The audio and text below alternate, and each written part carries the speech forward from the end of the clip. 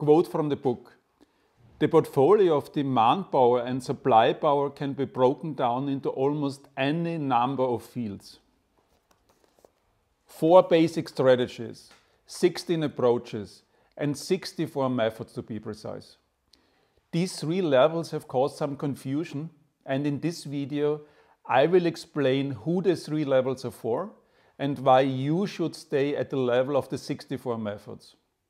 Also, this is a little bit of a follow-up to a comment by my previous video where Windrushed outlines how the procurement department of a high-tech firm is pushing back on the purchasing chessboard because it appears to be too complex. Let's get started. So when Alenka, Michael, Robert, Ramon and I developed the purchasing chessboard on January 3rd, 2008, we had the 64 squares. My memory may betray me, but I believe that in order to populate the 64 squares, we introduced 2 levels.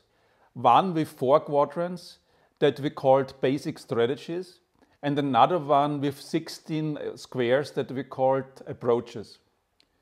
In February, we published a white paper. And in this white paper, we published the 3 levels for the very first time. Later, when we started to present the purchasing chessboard to clients, we found it useful to start with the 4 basic strategies.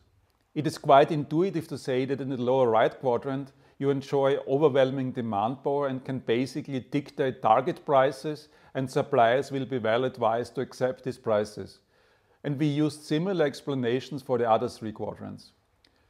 Internally, we called the 4 quadrants the CEO level. So this is how we would pitch the purchasing chessboard to a client CEO. The 16 approaches we refer to as cross-functional level. This is how we would engage in discussions with engineering, for example. But we were always clear that the level of the 64 methods is the one for buyers. Yes, the 64 methods are quite granular, but when you map a category, you land on a spot and then you look at the squares in the immediate vicinity of that spot. So typically, you would only be dealing with in between 4 to 9 methods. And this is totally manageable. And it really gets the creative juices flowing. I talked about this in one of my previous videos. When I was first at a high-tech company back in 2011, I had no idea about the industry. But the logic of the purchasing chessboard guided me through category discussions reliably. So my recommendation to all of you who are buyers is stay at the level of the 64 methods. This is where the magic happens. Yes, it may feel a little bit intimidating and complex initially, but in practice, you will only work with 1 or 2 handfuls of methods. And don't get distracted by the levels of 4 or 16 squares. Okay, now it is your turn.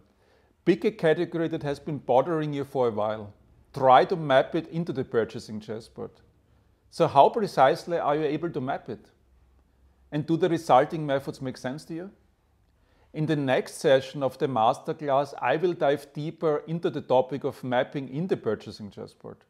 Should you have any question in the meantime, let me know in the comments down below. And as usual, I promise to get back to you within 24 hours. Thank you for watching and I see you in the next one. Bye!